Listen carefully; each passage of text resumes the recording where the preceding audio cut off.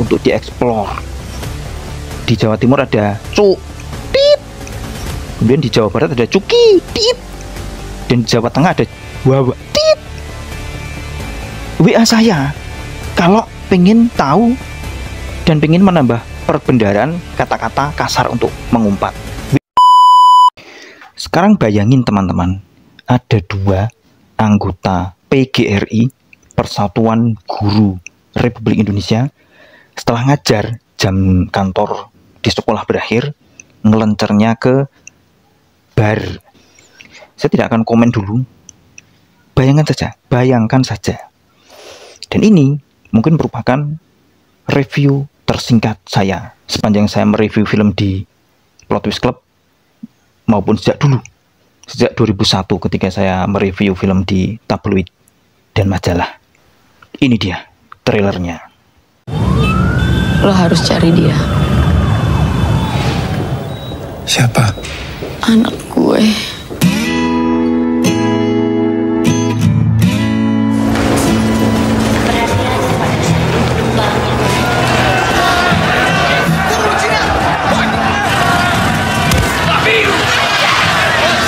Akan kemungkinan terjadinya kembali kerusuhan besar antar kelompok masyarakat di beberapa.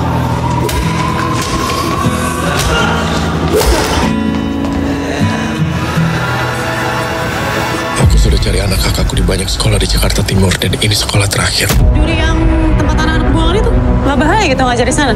Saya tidak tahu kalau bapak ini Cina.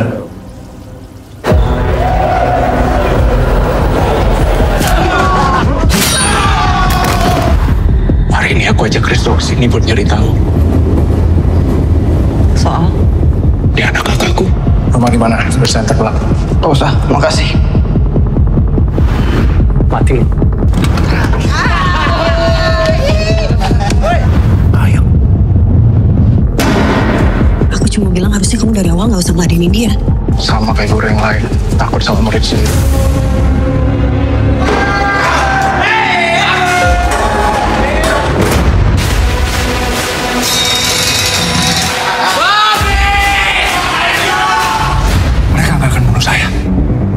Mereka akan bunuh bapak. Dan gak akan biarin kita hidup karena kita bakal jadi saksi.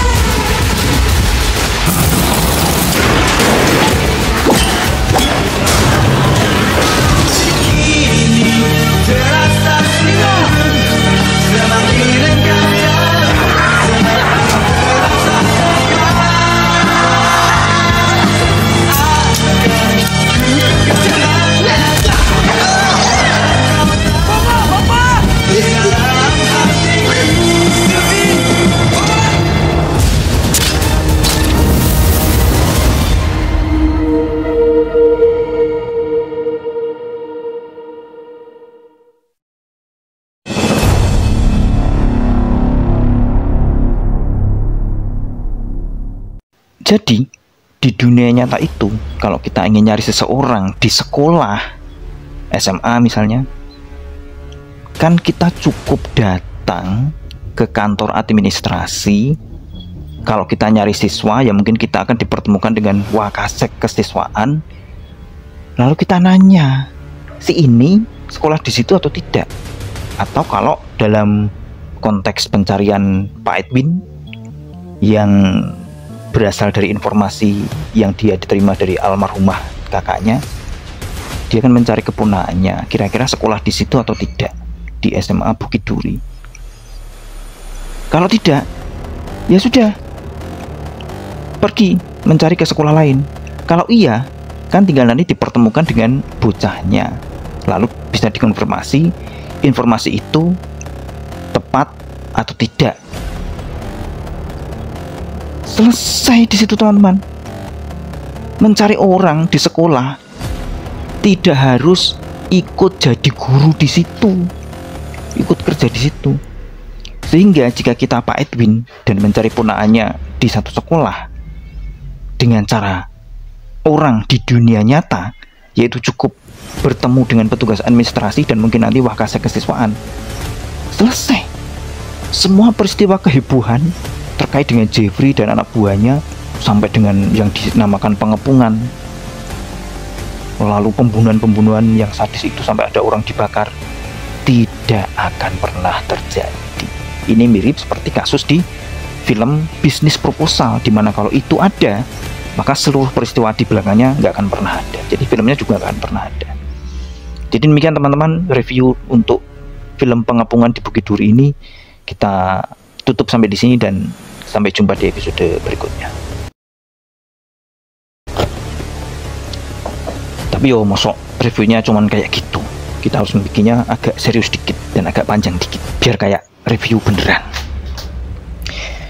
Sebenarnya film karya Joko Anwar ini yang masuk ke nominasi FFI untuk film terbaik, dan saya mereview ini karena berita itu bahwa film ini masuk ke nominasi Festival Film Indonesia tahun ini, adalah sebuah film yang bagus teman-teman.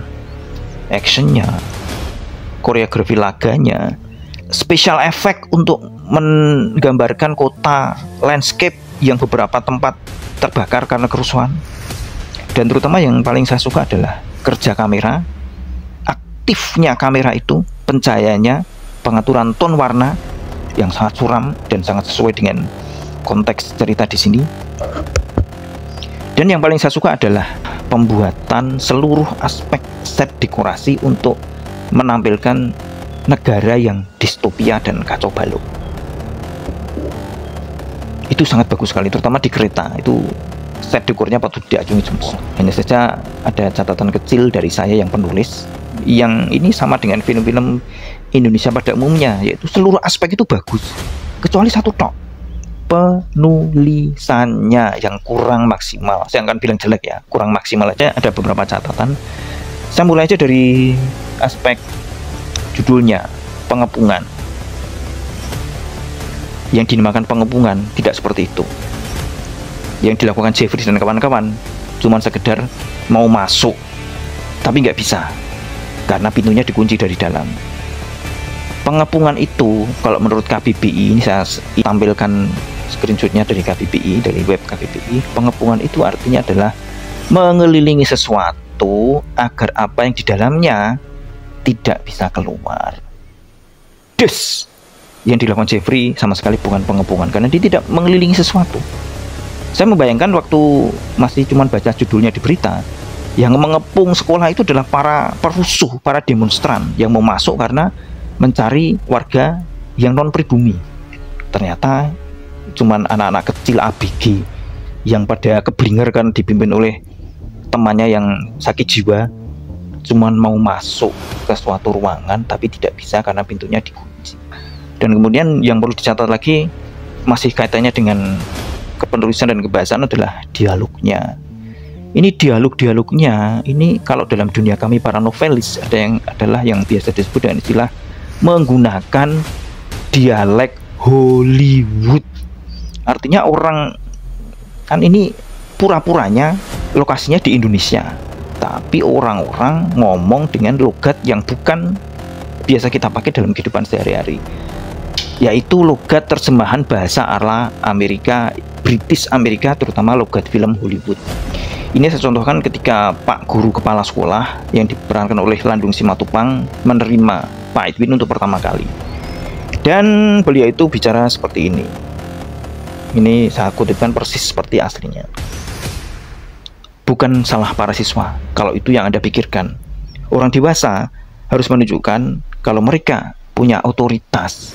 Ini bukan jenis kata-kata yang kita ucapkan dalam kehidupan keseharian kita orang Indonesia, baik itu di Jakarta, itu di Bandung, di Brastagi, di Manado atau di Raja Ampat, ngomongnya nggak seperti itu. Ini kan merupakan terjemahan dari dialog bahasa Inggris, kata-kata bahasa Inggris yang lengkapnya berbunyi seperti ini. It's not the student's fault if that's what you think. Grown up men must show that they have some authority. Itu. Jadi bahasa Indonesia di sini, kalimat di sini adalah terjemahan dari cara orang Amerika ngomong. Kalau yang ngomong orang Indonesia asli, kan harusnya kata-katanya seperti ini. Bukan salah mereka sih para siswa itu, tapi kita para guru harus kasih tunjuk siapa yang berwenang di sini. Itu. Catatan lain ada pada itu tadi yang saya umumkan di depan. Ada guru. 2 orang, cowok dan cewek, ketika selesai mengajar, selesai jam kantor di sekolah, kok ngelencernya ke bar. Ada berapa banyak bar di Indonesia ini? Mau itu guru, direktur, karyawan biasa, seniman, kan kalau ngelencer atau dolan makan kan ya ke warteg, ke bakso, ke mie ayam, atau paling banter anak muda kekinian ke coffee shop. Jadi ini juga sesuatu yang sangat tidak Indonesia sekali, mirip seperti tadi dialog-dialognya. Dan film ini penuh dengan bahasa umpatan kayak bahasa anak muda Gen Z kekinian di media sosial yang pasti pakai kata anjtit. Sayangnya bahasa kasarnya, bahasa umpatannya itu terlalu formulaik karena cuma diulang-ulang itu tok. Anjtit, babtit, kontit, ngentit. Dan cuma ada satu variasi yang tidak akan saya edit di sini karena bukan merupakan kata kasar, aslinya itu tai. Padahal ada banyak sekali kata-kata kasar yang bisa kita curahkan lewat skenario-nya untuk dieksplor. Di Jawa Timur ada cuk, tit. Kemudian di Jawa Barat ada cuki, tit. Dan di Jawa Tengah ada wawa, tit. WA saya kalau pengen tahu dan pengen menambah perbendaharaan kata-kata kasar untuk mengumpat, WA saya saja, gratis. Nanti saya kasih daftarnya komplit.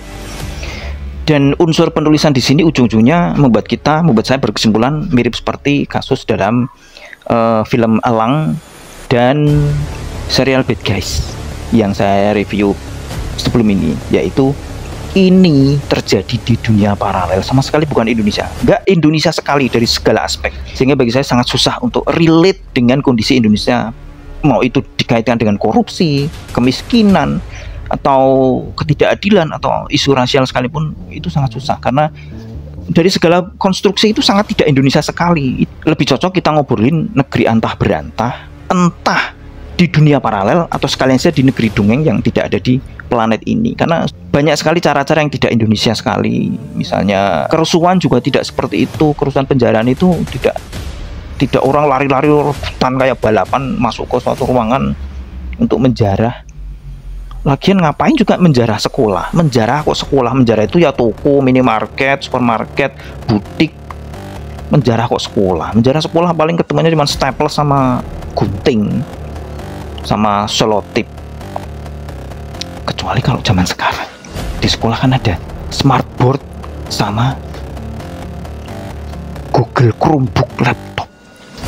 Lalu sebagian dari kamu yang masih betah nonton sampai menit ke sekarang ini pasti akan komen, lah mbok coba kamu sendiri yang bikin kayak apa. Oke, saya terima tantangan. Saya sendiri juga penulis dan saya juga bisa menulis skenario. Seperti apa kalau saya yang kejatah nulis skenario di sini sekaligus boleh menentukan ceritanya. Jadi seperti yang saya sampaikan di depan tadi, kalau cuma untuk nyari orang ke sekolah itu nggak harus kita jadi guru di situ, masuk jadi guru setengah resmi sebagai guru pengganti atau apalah. Edwin datang hari itu bukan untuk jadi guru, tapi cuma untuk nanya doang. Nah kebetulan apesnya ketika Edwin di situ di kantor, tahu-tahu Jeffrey kumat sakit jiwanya dan menyandra semua orang yang ada di situ saat itu. Dan dia menyampaikan tuntutan, apalah tuntutannya, minta duit 3 triliun atau minta helikopter atau minta dibikinkan rumah mewah tingkat 19. Mirip kayak film Ekskul besutan sutradara Nayato Fionuala yang sempat menang film terbaik FFI tapi kemudian dibatalkan, yang berkisah tentang penyanderaan seorang siswa bermasalah ke semua orang yang ada di sekolah saat itu. Ini jauh lebih menggigit. Dan kemudian karena ada penyanderaan, maka kemudian sekolah itu otomatis dikepung oleh siapa? Polisi, tim SWAT kalau mau kasih tim SWAT. Kalau di Indonesia mungkin nggak ada tim SWAT ya, mungkin Brimob lah. Jadi yang mengepung bukan Jeffrey dan kawan-kawan, tapi polisi dalam upaya untuk negosiasi pembebasan sandera. Situasi jadi rumit ketika kemudian polisi pun dikepung oleh perusuh ribuan orang yang mau masuk ke dalam untuk sweeping orang-orang non pribumi di situ. Ini akan jauh lebih mencekam teman-teman, penggarapan thrillernya, suspense-nya, plot twist-nya. Secara umum film ini sih cukup kuat, tapi bukan di sisi kepenulisannya. Kalau kepenulisannya saya masih merasa ini banyak yang perlu ditingkatkan. Bahkan seperti review kemarin soal film serial Bad Guys, saya punya banyak sekali catatan revisi untuk naskah film ini, dinilai dari bangunan konstruksi ceritanya. Dan saya rasa dengan kekuatannya itu, Pengepungan di Bukit Duri ya nggak apa-apalah dimasukkan ke nominasi film panjang terbaik. Teman-teman tetap subscribe, like, komen, dan share. Dan jangan lupa terus nonton, karena pengalaman nonton film tidak tergantikan oleh apapun. Sampai ketemu lagi.